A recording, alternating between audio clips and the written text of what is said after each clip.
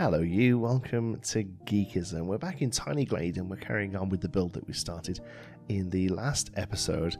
No real rhyme or reason to this one, just kind of figuring out the controls, figuring out what's possible. As I said in the last one, this is the joy of this game, it's just sort of exploring it, really. The first thing I do there is to smooth out some of the hills there. That came from a comment on the last video, so thanks for that. One of the things you can do is actually sort of scroll through the hills and reduce the cliffs there. So I do that. We do keep the cliffs there. We carry the river on from the lake and build a little stone bridge across it. Bridges aren't something you can really do in the game, although you can sort of make a building look like that, and I don't know, it looks like a stone bridge to me. The main thing I'm working on today is the village area of the build. We had the manor house and the tavern in the last one, and manor houses need a manor to look after. Really, we need a sort of area of land, the serfs, as it is. So that's kind of what we're doing here. There might be a couple of cuts. That last cut actually is because my son sleepwalks, and he got up and decided to try and potter around the living room at 11 o'clock at night when I was playing this. Video time is not really difficult to find at the moment, but it is basically evenings because I work in the daytimes, and days I don't work, I may have my son, and we try and do something fun. So a lot of the time I get to play now is on an evening, which is fine. It's I don't really consider this any sort of work, especially when it's games like this that are just beautiful to play and to relax with. But yeah, for the most part, I do my my video recording on an evening now, and that's how I sort of wind down. And for the most part, it works out quite well. This week is particularly busy because day job and geekism all kind of come with a lot of things all together. So the day job, for those who don't know, I work at a hobby and board game store, so we sell trading card games, miniature games, board games, that kind of thing. And this weekend there was a big release for Magic the Gathering called Duskmorn. It's a spooky kind of set, and obviously a big release like that for the weekend, there's always lots of events going on, pre-release events and things like that. And then also we have a geeky craft fair as well, which at time of recording is tomorrow. So we've been getting prepped for that as well. Lots of people bringing in their awesome stuff that they've been making. So keyrings and crochet and some 3D printed things, and somebody makes art out of vinyl records and what have you. So yeah, it's very exciting. Looking forward to it. It does mean that it's currently 1:35 in the morning when I'm recording this, which is not good and it's not healthy, and it's mainly the reason why I wanted to talk about it, because it is something that I used to do a lot when geekism was a full-time thing for a while, and I would very often have deadlines to hit, and it wasn't good, it wasn't healthy, and I'm very glad that I'm in a situation now where I don't have to do it, as much as I absolutely adore making content here, and I'm so glad to be back doing it, at least on a semi-regular basis. I love the fact that I don't have to necessarily churn like I used to do, and also it's a conscious decision to not churn so much as well. Like I could still push for daily content, I think, if I wanted to, but I actually find that doing a little less content and maybe spending a little longer on how that content is produced, it basically just generates better results and stuff I'm happier with and prouder of. With this, this is pretty still classic. We're basically doing a time-lapse build, and I'm talking about this kind of stuff because there's not really that much to talk about as I build, really. I'm just sort of playing around with the game. You can see some little backstage areas here. Or backstage, that's my Planet Coaster talking. Some backyard areas here. We have fun with the wall pieces and the fences there to sort of cap some of them off. I find that just sort of building all of it and then going over and recoloring it seems to work quite well for me and get some nice, fun, different results.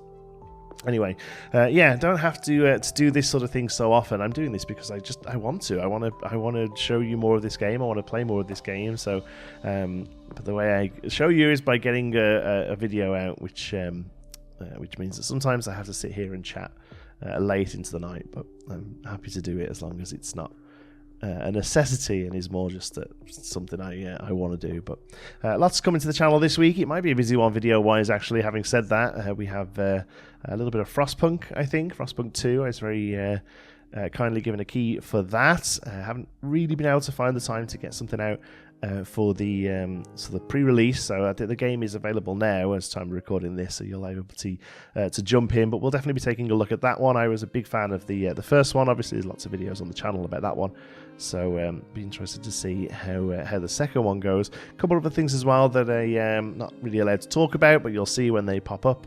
All just exciting stuff and fun stuff. Here I wanted to see if I could make a slightly smaller building, give the impression of like a little, shed, little chicken coop or something like that. And here we plant down some flowers in these beautiful back gardens and some trees. I don't know if the trees have had an update. There was a little update, but one of my biggest gripes was the fact that the trees disappeared as you looked over them, and now they don't. So I don't know if that was just something that got changed, or maybe I was in a different menu beforehand or something. I'm not sure. Here I start by just building a building. I'm like, well, something needs to go here, and I started making a big building, and then I made this spiky roof, and I instantly went, oh, church, we need a church, that's what needs to happen here. So this ends up becoming a church again, sort of classic feudal building in one of these little towns here. That's kind of all I'm doing here, really, is just sort of building out the space as I would imagine a sort of feudal little village, like a D&D village. I know a few people in the comments mentioned it as well, that it's actually quite a good idea for building out little D&D maps. It's definitely kind of what I'm thinking of as I build this. As I start to finish this build, there's a big space there behind the church, and originally I did sort of plan to put a building there, but in the end I actually forested it over, with the church here being the last building in this little map. I want to play the game more, but I'm thinking actually I'd like to try something a little different. I really want to take a look at that spooky map. I think it's called Gloomy or something, perhaps. I really want to give that a try, and I kind of like the idea of trying to do something a little bit more, not industrial, what's the word? A little sort of less rural, I suppose, and actually see if we can build something that looks like more of like a castle town, where there's a lot more sort of stone on the ground. I think it might be doable. I'm going to have a play around. It's going to require a lot of work with the buildings to sort of generate that flat ground, but yeah, I think it's going to be a fun thing to try and do. Here I'm placing some fence around, trying to just figure out what you can do. Honestly, it's not necessarily that I'm struggling with it. Something will happen, and I'm like, oh, let's play around with that, see if something does happen. I'm trying to give the effect of gravestones here. I don't really know how it reads. But, this is the sort of area around the church, and they're small lumps of stone. I think it probably reads as gravestones, or perhaps slightly ruined gravestones.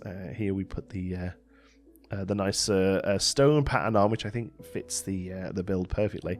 And I love how you can pull the roofs out and get that sort of bricked edge on the roof. I think that's it's such a little thing, but makes the building just look completely different. And these the exact same tools that we've used before to build all the other buildings, but this looks like a church rather than the other buildings that look more like houses or look more like a tavern. And the fact that you can get those sort of slight intricacy details in these builds because of this sort of stuff, I think it's great. I'm just such a fan of this. I genuinely think I could just sit and play forever, really. It's just a lot of fun. And here then, yeah, so like I said, I was going to think about doing something over the back there, but in the end I thought, no, do you know what? This is a nice little vignette. I'm instead going to finish off here. This, again, that bridge over might have been to a building originally, but in the end I thought, no, do you know what? This can be an entrance to the town. I've had fun with this diorama. I've had fun with this build style. Let's instead now see if we can try something else in another map. So I think there will still be more Tiny Glade on the channel when I get time to play in it, but I think it will look a little bit different. So this here, little vignette of a little medieval town, really. There's no rhyme or reason to it. I'm just enjoying my time in the game, and I hope you are as well. I think at time of recording it comes out tomorrow maybe, or the next day. I know it's out very soon, and a lot of you have been playing on the demo and enjoying yourselves with that one. So I hope you pick up the full game. Let them know I sent you, I guess, but enjoy your time with it. Thank you so much for watching. Love you all to bits. Until the next one, be good.